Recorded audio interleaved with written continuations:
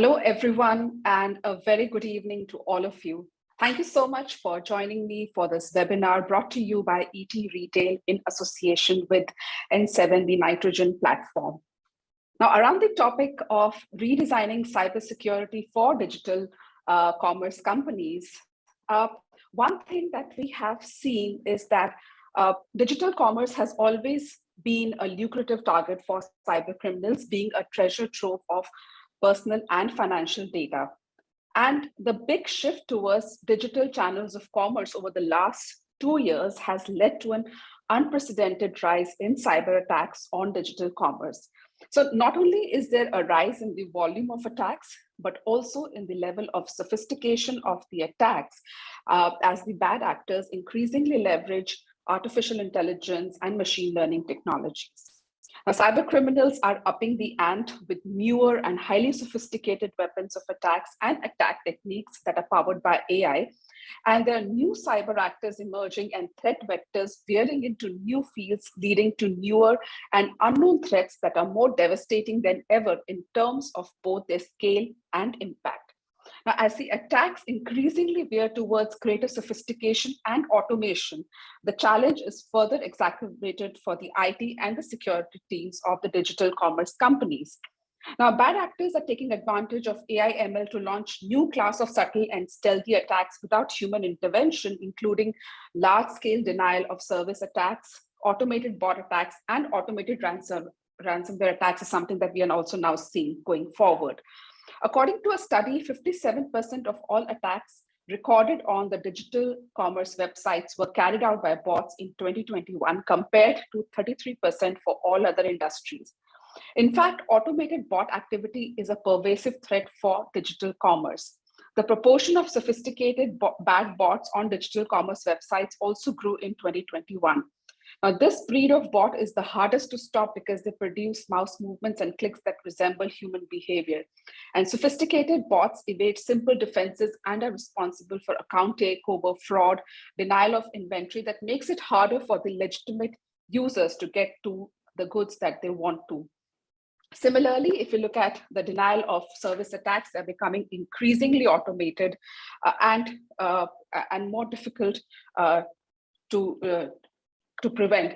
So in the age of digital commerce, cybersecurity is inhibited by the advanced, intelligent, data-obsessed cyber threats that leverage the likes of AI and application-level attacks.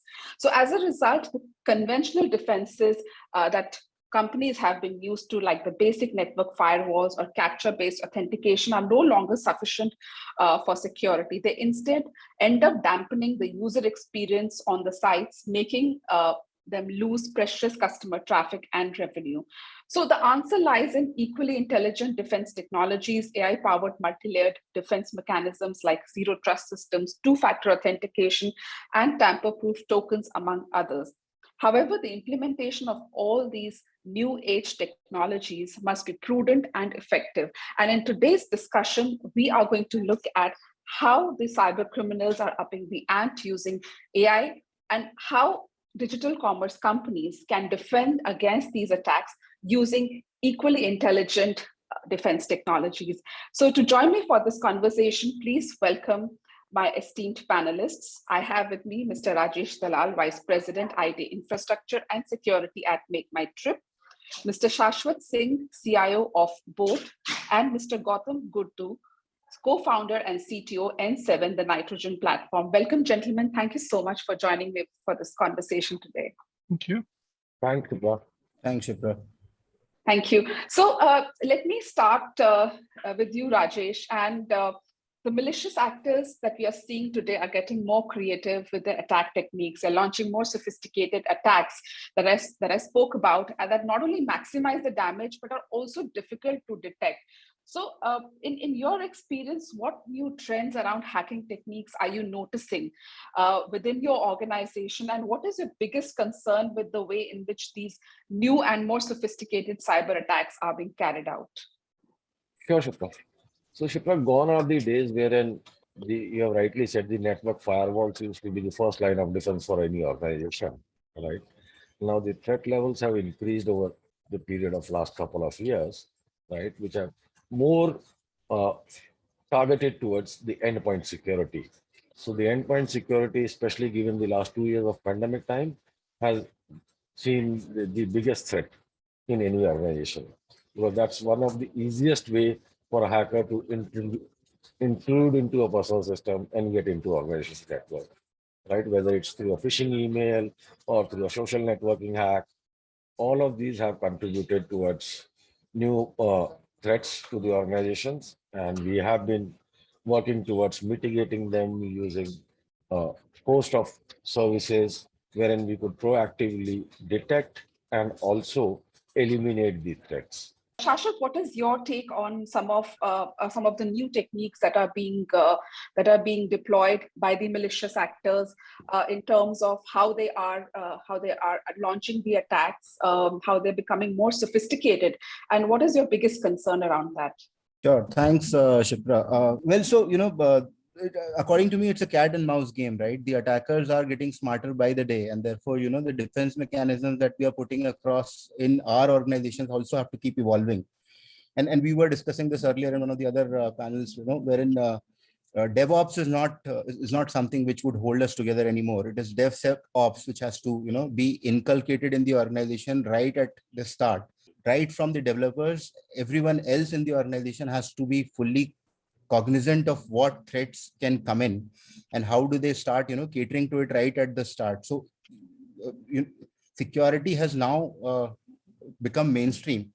And it starts right from awareness. So the entire organization needs to be aware of what kind of threats might come in and what is it that they need to do. So Rajesh was mentioning about phishing emails, right? And for an unsuspecting end user, a phishing email might just get under the carpet, and they might not really be able to detect as to what that they've been phished, right? So it starts right at the start by building in awareness in the organization, ensuring that everyone is aware of what possible threats can come in, and to build security right into the design of an application that we're putting across. So that's what my understanding of the topic is, Shipra. Okay. Thanks, Rajesh and Shashwat, for those opening remarks. So, Gautam, I would like to come to you now.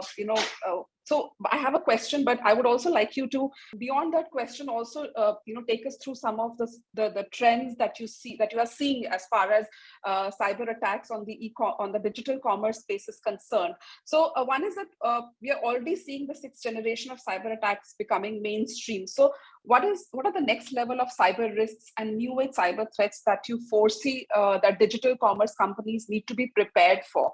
And how are you seeing cyber attackers leveraging AI ML to enable faster, better targeted, more destructive and difficult to detect attacks? So besides answering that question, if you can just take us through some of the trends and the opening remarks from your side.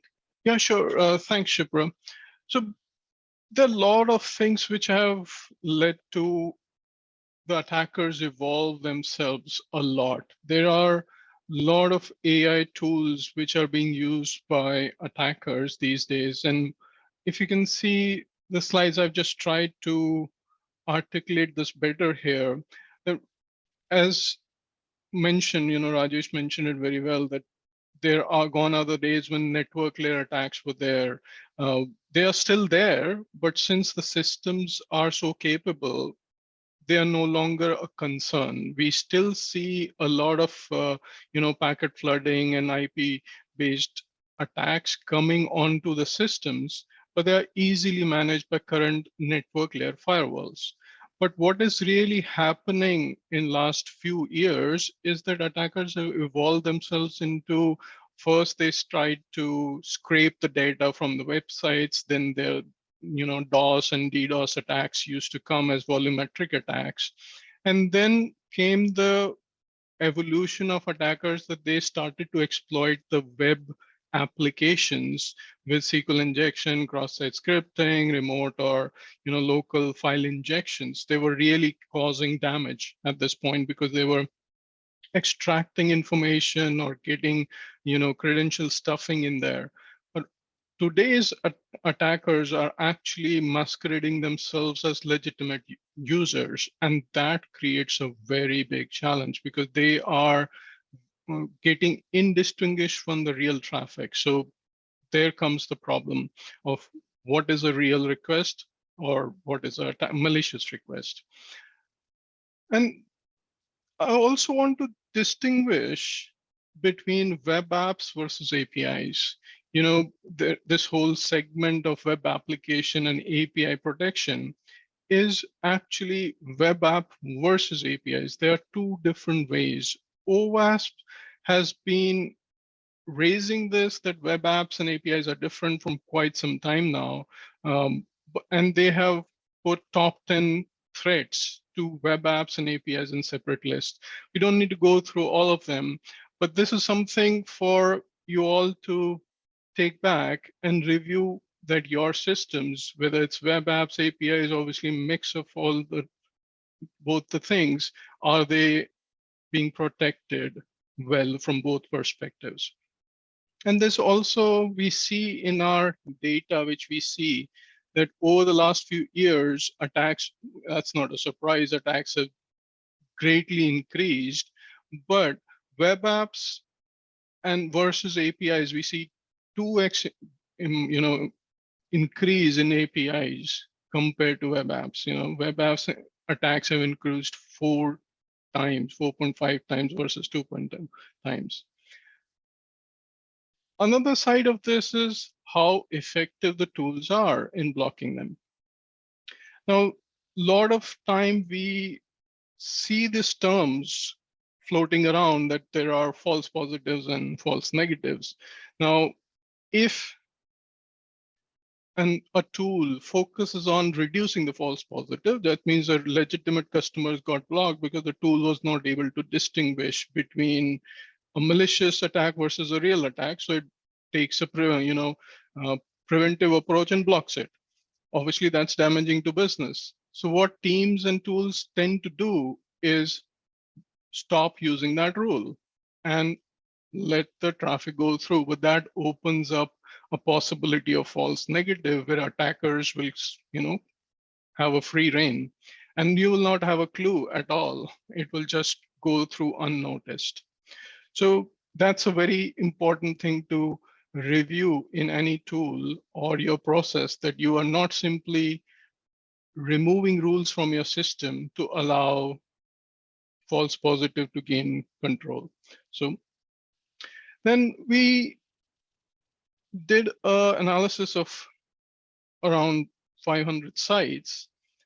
And these are the numbers which you can see that rule-based WAF was there in 32% of the sites, which is good.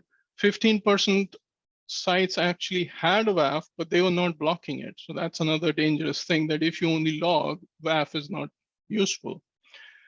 When it comes to DDoS protection, only 15% of those 500 sites were really blocking things. That's scary.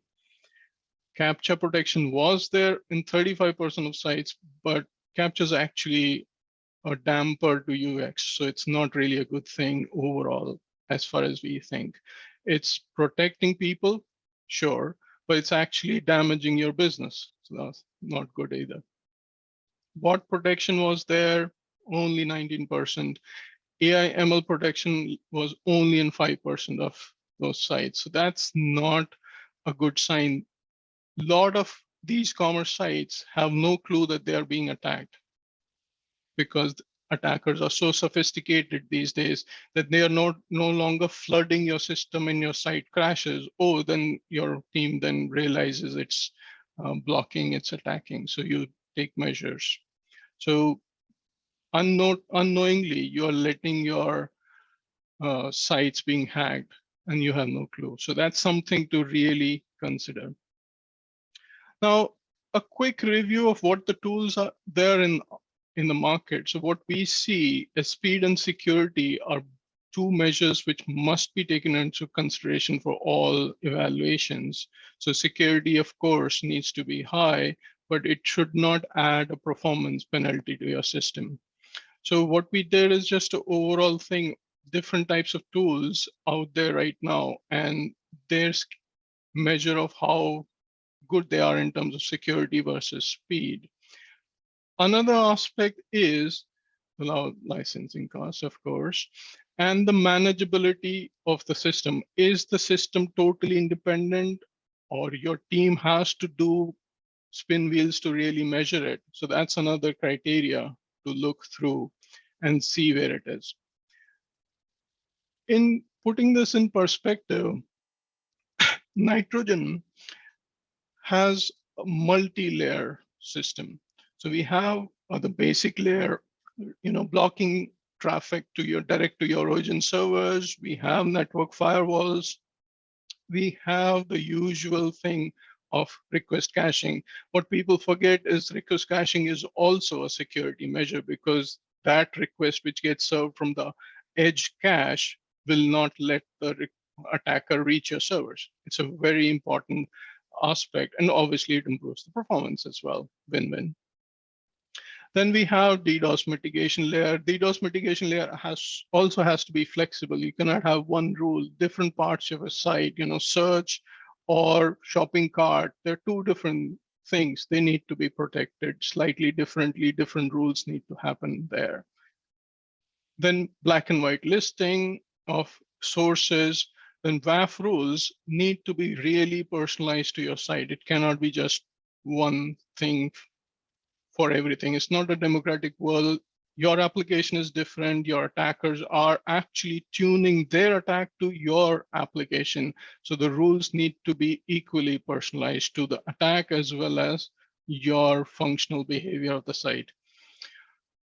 Then comes the tamper-proof token system, which we have. We call it human detector. So we have a system where we issue tamper-proof tokens to the users automatically behind the scenes, transparent. And if those tokens are tampered by the attackers, we'll know and we can block it. And this is sort of a captcha-less captcha system that we can understand based on the traffic pattern and the tamper-proof tokens that this is a real human on the other side or a malicious agent. Then another layer which we are building is two-factor auth and the API and authentication and authorization layer. So that really improves and completes the whole picture from the security perspective. So it's not just that the attackers are evolving. We also need to evolve along with that. Otherwise, things will be, without us knowing, we are getting attacked. Thanks, Gautam. Rajesh, looking at some of the data points that that Gautam had in his slides, what is your take on some of those data points that show a growing spate of attacks on the digital commerce companies, and especially the increasing use of AI in those empowering those attacks. So one is that, and secondly, I also want your take on headless or API driven platforms. How are you seeing that within your organization, and where do you think companies usually hit a roadblock with APIs or GraphQI or headless systems, and how to address those? So Shipra, I think Gautam has rightly pointed out the new attack surface, which is being targeted on the web apps and the APIs, which are being hosted across the e-commerce and the digital commerce platforms, right?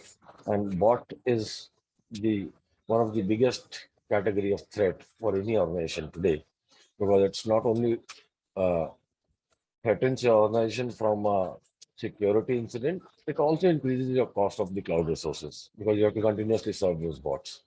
So an intelligent threat analyzing system which works on user telemetry, behavior, and patterns. That's the way to block the bots.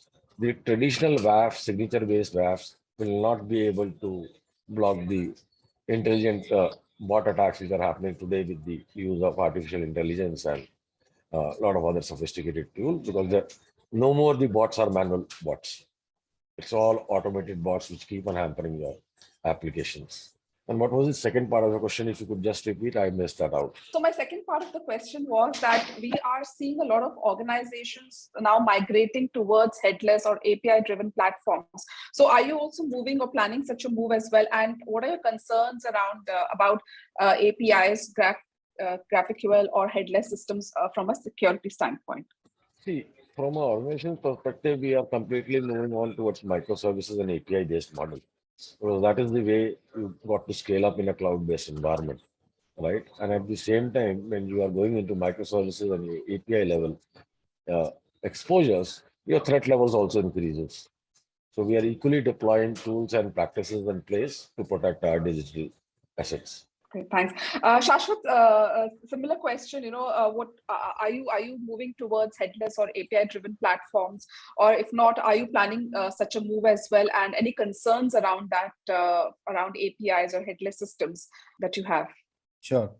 No, so absolutely, as Rajesh pointed out, right? Headless is the way to go for almost all the e-com players now. If they really want to have best-in-class user experience being extended to their users without having a dependency on the platforms on which they've hosted their e-com channel per se, headless is definitely the way to go. Now, what we are doing in our organization at least is we do have a very stringent maker checker control put in place, wherein there is an organization who's doing the headless development for us, but there's an organization who's uh, validating and auditing the application at each of its stages. So not just in the entire SDLC at each and every stage when we do a design gate, there also there is an there is a detailed discussion between the two players, to ensure whether all the security concerns have been taken care of or not.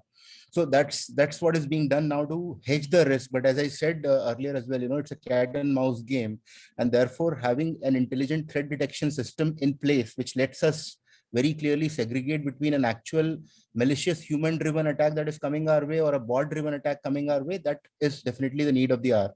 And we would definitely need a system in place to be put in, which is able to understand the source of the attack, and then have mechanisms in place to be able to counter it without having an adverse impact on the user experience as well. Back to you. Yeah, Gautam, in fact, you alluded to the headless and headless system and API driven platforms in your slides as well. So where do you usually see companies hitting a roadblock with APIs or headless systems, and how do they address those?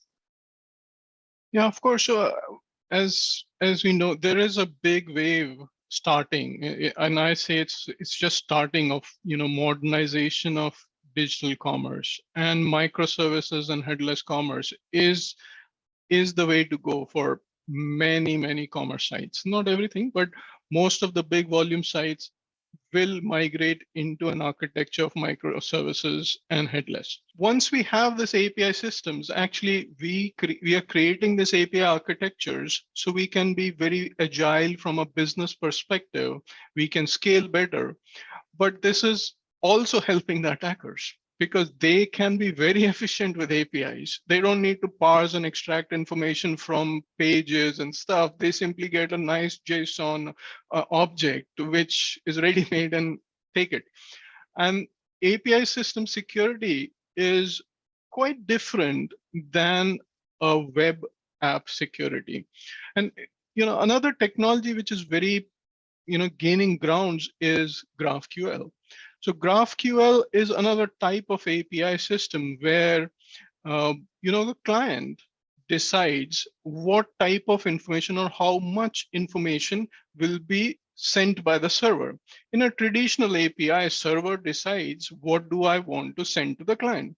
Now, GraphQL is designed to make your API systems even more efficient because less information will be, less work on all sides. But it creates a challenge because GraphQL creates, uncountable combinations of request types because every client can decide, oh, I only want this, I only want that, and that sort of thing. And that creates a very big, surface area for attackers to come and get to your information. So GraphQL systems were actually not designed to be exposed in the web, but we have exposed it. There's no running out of it. It has its own value. So creating a layer which is outside of your microservices architecture is the way to go to protect all APIs in GraphQL. There is a value, as Shashwat mentioned, that you have a system where it should be there as part of the software development lifecycle, which is focusing on security. But that security is now. because the developers are building the system now and they should be securely building it. But once that system is out there in production, over time, whether it's a few minutes or days, a lot of code will continue to run the same way for months and years, because that's what you're building. You don't want to keep inventing.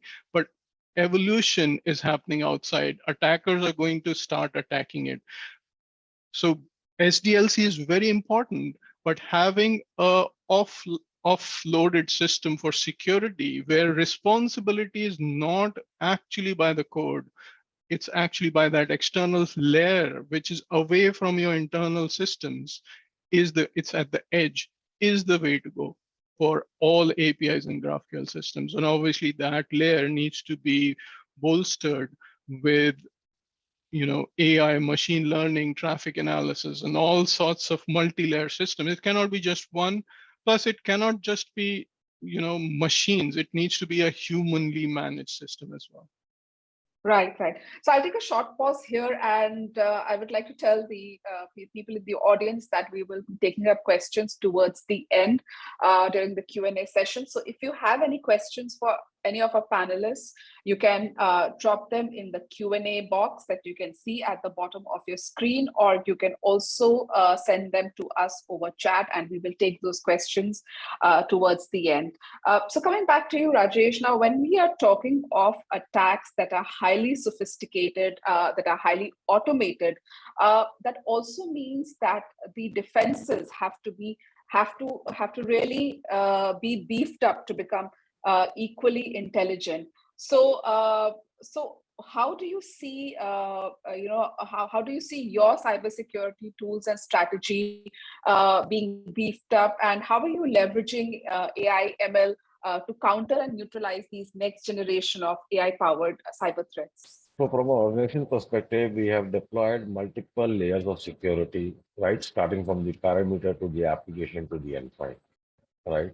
However, that doesn't ascertain that we are free from any threats, right? Because attacks can keep happening at multiple facets where the organization is digitally present. So we collect all those logs and get shipped to a centralized location where it's basically a machine learning based model which learns the traffic patterns and alerts our SOC teams, which helps us eliminate those threats on almost on a real-time basis.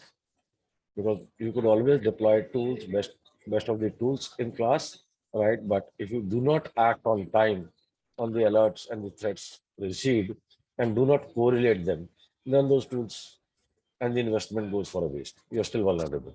So, Shashwat, how are you leveraging AI and ML, and how are you integrating more intelligence into your cybersecurity strategy? How are you adopting more AI-powered tools to defend against and to mitigate some of these new age attacks that we are seeing that are highly automated and sophisticated?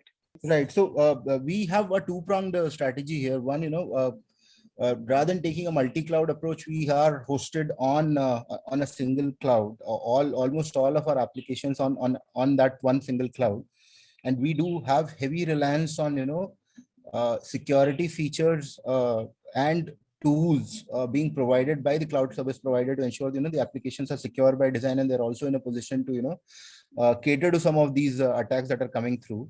The second one is we do have a tie-up with a couple of partners who are on an ongoing basis auditing our applications. They are doing, they're staging these attacks as well for us to ensure how the application readiness is there. All that said and done, we've suffered a couple of DDoS attacks as well, and a couple of others. I mean, so for us, it is evolving. Just 6 months back, we were heavily reliant only on WAF, and we did not have a lot of tools and agreements as well with service providers to be able to help us out with that. But as I said, I mean, two-pronged approach there. One, heavy reliance on the enterprise grade cloud service provider to have inbuilt security features, and for their solution architects to be auditing our application on an ongoing basis. And the second, to tie up with a partner who does continuous audits on our websites as well as our apps, and also does rehearse these attacks and see and kind of comes back on the readiness and how many of these attacks have gone through, and what is then on an ongoing basis, what is the measure that is being put in.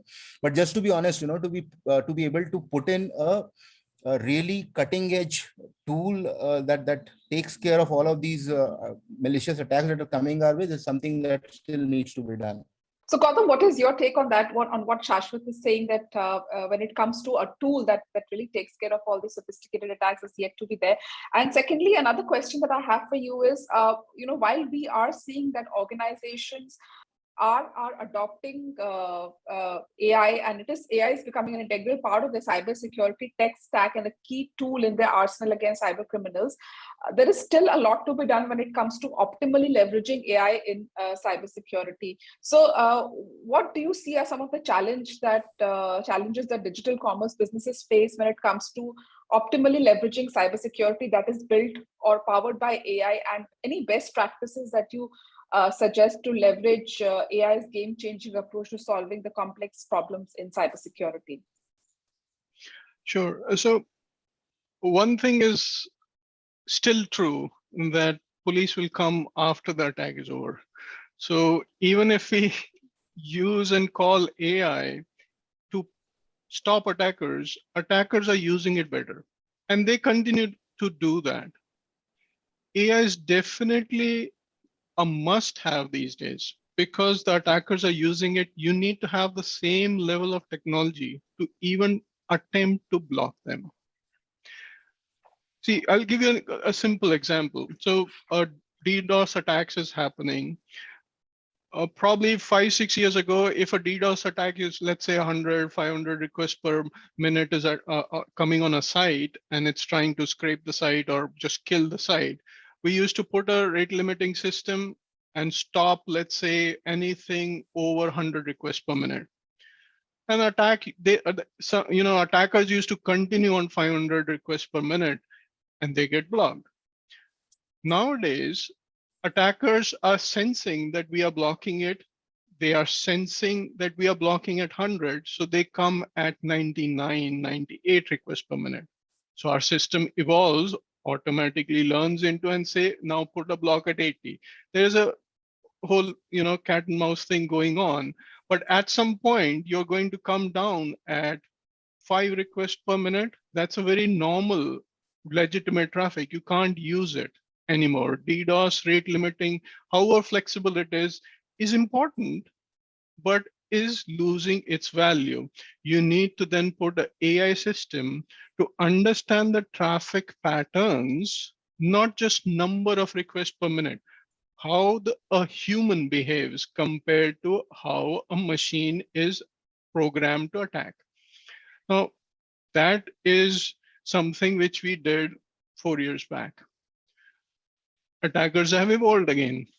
So now what they do is they record sessions of a real human, not just one, different patterns, and then replay that behavior which was recorded, and that creates a very different request patterns. AI systems are grappling to keep up with those request patterns and figuring out that this is a malicious pattern or this is a legitimate user pattern.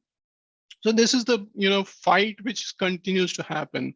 On top of it, if we just see that you are using AI, AI solutions are not deprecating the traditional solutions. If we think AI solution is good enough, we go with that. It's not going to work. There is a multi-layer approach which needs to be there. It's not that old systems are outdated. Network firewalls are still very important. Whitelisting and blacklisting is still very important. AI systems, rule-based WAFs, evolution, auto configurability of rule-based WAF, auto sensing that there is a false positive going on. On top of it, tamper-proof tokens coming in, traffic pattern analysis happening. These are all building up into the same system. If we have separate systems to do this, then there is a performance penalty. So there has to be a thought through approach, not siloed approach, especially when we are in a microservices world. Every security should not be responsibility of the microservice, because then each microservice may be doing it differently and we are going to lose the intelligence happening across. There has to be a layer which takes care of security, and a layer which is smart enough to handle all these multiple layers together. So, in fact, on that point, Gautam, when you're talking of the security layer in a digital commerce environment, now what is really important is that it cannot be inhibitive, because ultimately customer experience, user experience takes the lead when it comes to any digital commerce platform that we see today, and the security cannot be at the risk of losing the user experience, and that is a big challenge, and I think that is something that IT and security leaders still continue to struggle with. So Rajesh, what is your take on that? I mean, do you struggle to balance user experience and security, and any best practices that you would like to share around how digital commerce businesses can better balance user experience while safeguarding their critical data and assets? All the digital commerce companies or any companies who are present in the digital ecosystem need to understand their customer at the very first layer of their perimeter, right? And like Gautam just mentioned, it has to be a multi-layered approach, not just an inspection of firewall rules or maybe some signature-based rule. It has to more to do with understanding the user behavior, deciding the user device telemetry, right, and the user behavior in terms of what kind of content is user being generated. So if as long as we can enhance the rule sets at the perimeter itself, it eliminates any other bottlenecks once the user is inside your system to complete a transaction. So the most focus for any organization, like for us, our most focus is to focus at the perimeter itself. So we do an origin blocking, and at the origin itself, we have ensured that we cover up the major security threats over there and contain them. Only the legitimate request reaches finally to our servers. So from a customer friction point, the intent and the goal is pretty much clear. Customers should not uh, get confused or bounced off due to the security implementations at our side. Customer experience should remain same. Right, Shashwat, have you found the silver bullet to this? How do you really ensure that without compromising one for the other, the user experience or the security? How do you really ensure that you are able to balance both? So, if you have any learnings and best practices to suggest from your experience. Well, so not yet, Shipra. We're still on the lookout for that silver bullet, of course. And when the org priority is to scale up our own website, our own D2C website, right? And when you're competing against the e-com giants, right? User experience is paramount for us. Customer experience and the click-through rate. How many clicks does it take for them to check out? How easy or difficult we are making it for them is the top priority for us. And therefore ensuring that at the same time we're able to understand what are the kind of threats coming our way. It is a difficult task. As some of the best practices, one that has been working well for us at least is the maker checker control that I spoke of, right? So right from the design stage of an app that we want to build in, ensuring that security is being factored in as a important ingredient is something that has worked well for us so far.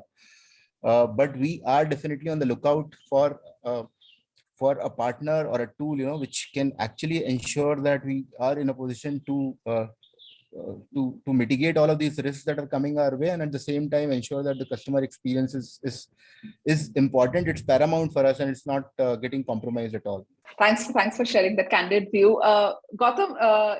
While most of the organizations haven't really found the answer to this conundrum of how do they balance the two, and in the world of digital commerce where speed, agility, scale are equally important as as security. And user experience is a factor of all these components put together.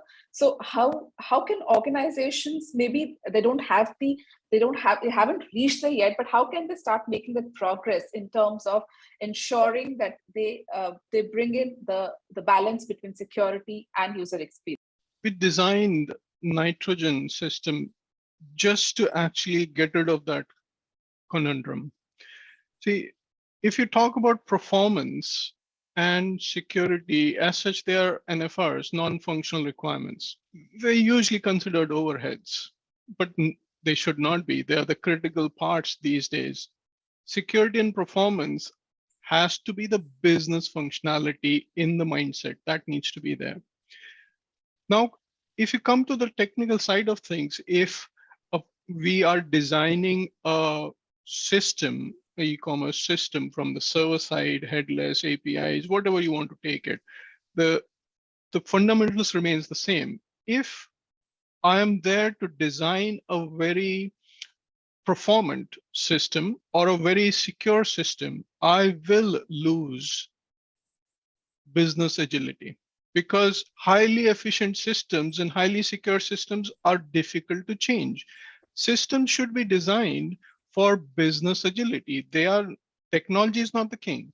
Business is the king. Business should be driving this, and it is the responsibility of the technology teams to provide that business agility.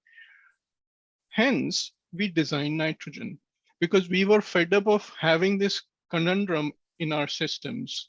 So we created a layer outside of the systems which are being developed. Systems should be developed from business agility, hand over the performance and security concerns to nitrogen. However is your system designed, doesn't matter whether it's insecurely coded or very poor performance encoded, nitrogen will make it faster and more secure. So there is no compromise between speed and security in nitrogen layer. We have created the optimization. That we actually started with optimization. We understood the traffic, the devices, the networks, the geographical location, what type of compute power is on devices, what kind of network connectivity is there, and then optimize the whole system for it. Then we built security on it, because we were already creating a AI-based system, a machine learning system, which understood all these factors. The objective was at that time to optimize it. Then we switched it into security, and that created this win-win situation in the whole system, that our underlying system is to understand user behavior, and we can optimize for speed and put security layers on top of it in one go. There is no network hops. Network is optimized. Your application is optimized. You don't need to change your code on your server side. It simply is a layer at the very edge of the system, blocking anybody reaching you, only the real customers. Great, thanks. So before we wrap up our discussion, I want to take the questions that have come from the audience. So Rajesh, I can see that you have answered the two questions. Shashwat and Gautam, if you want to take a go on these questions. So one question is from Shivji Kushwaha. He's asking, what type of security audit is justified as on date to be on the safer side? And maybe Rajesh, you would like to elaborate on your response further. I think no security audit can give you an assurance that you are secure. Security audit is essential and should be done, and the recommendations of security audit should be adopted. Okay. Shashwat and Gautam, you want to answer that question? Go ahead, Shashwat. The one asked by Shivji. Yeah, okay. No, so I agree with what Rajesh is saying, right? I mean, audits are, again, almost like a post-mortem, right? And you probably realize how many attacks have gone through. So you have to do it as frequently as you can, but it does not assure you of anything. So that's my take on it. Yeah, I couldn't agree more. So audit are for compliance and governance. They don't mean a thing. It's a certification. It's like going to a college, I have a certificate. That doesn't mean anything of my knowledge levels. My I had 89% in my exams, or I got 99%. It doesn't mean anything when it comes to the real world, but it is necessary because it tells you a picture that you have not missed a few things in your system, a very, checklist based system that tells you are on track or you should change your track. But in reality, audits do not mean security. They simply means governance. Having a more secured system actually is up to the team of people you have. People are the real thing. Systems are only there to help your people team. Now we keep saying AI, and most people think AI or believe that AI means artificial intelligence, which does, but I don't believe artificial intelligence is actually the answer. Augmented intelligence is the answer to solve this. Computers are good at something that you give them a task and they can repeatedly do the same things. Artificial intelligence in computers helps computers to find patterns and do the same thing, but they need to find the patterns. There is a real intelligence in our team. That really makes or breaks the thing. If this artificial intelligence is provided as a tool to the real team of people, they actually complete the picture. This is where, attackers are lacking, because attackers create these programs and run them loose in the world. And they are just doing the same thing again and again. Yes, attackers are changing, but to block an attack, you need augmented intelligence where you are finding the computers are telling a lot of things and the team is using it to keep evolving in near real time. Obviously, the computers are blocking it, but the team is also should not be discounted. And audit simply tells that team that you are doing the job right or you need to evolve. Right. So there are two questions from Rachit. His first question is that while the attempts are being made to protect the organization from the external cyber attacks, how do we see the insider threats as an agent of cyber attacks? Rajesh, you want to take that? So insider threat, given especially these pandemic times, has become the biggest threat for any organization, right? Because with people working from home, the security controls, the firewalls which you have deployed in the office network while you are working are no more present at your home. So insider threat, especially with the phishing and social engineering hacks which have been happening in the last 1.5 years, I think that's a bigger threat to me than being an external threat. Shashwat, how are you looking at insider threats within your organization? Well, so I would probably Of... break this down to two, intentional and unintentional, right? So intentional insider threats, I think Rajesh talked about it. Now there is unintentional internal threat as well, right? And that's largely a factor of people not knowing what they don't know. And as a result of which, what are the best practices that they should be following? What are the common things that they should look at if there's a mail that is landing in their inbox, which seems to be coming in from from a sender who's not in their contact list, right? What is it that they should do? How do they go ahead and report phishing?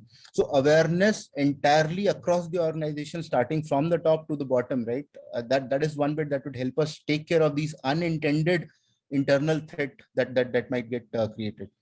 Back to you, Shipra. So Gautam, while awareness is obviously one key aspect when it comes to dealing with internal threats, from a technology standpoint, do you have any suggestions in terms of how to mitigate these kind of threats? Yeah, so I think I'll definitely echo Rajesh and Shashwat. I agree. The solution is basically in adopting zero trust architecture, where whatever we think, VPN is dead. VPN is no longer effective. We are living in a world where all the team is working remotely, and doing a VPN kills their productivity. And it creates two systems of security, internal security and external security. And that's the question. Just get rid of VPN systems in your architecture, not just right away, because you need to think about it, but that should be the direction. And that will lead to zero trust systems where there is no distinguish between internal and external.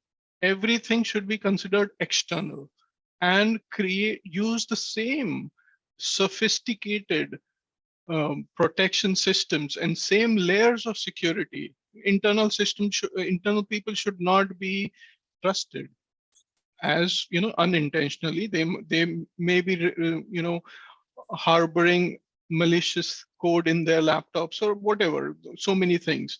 So, but zero trust systems will create a single layer of security, which is very sophisticated in all aspects and protecting you from internal as well as external threats exactly the same way. Great. Thank you so much. I think it is time to now wrap it up.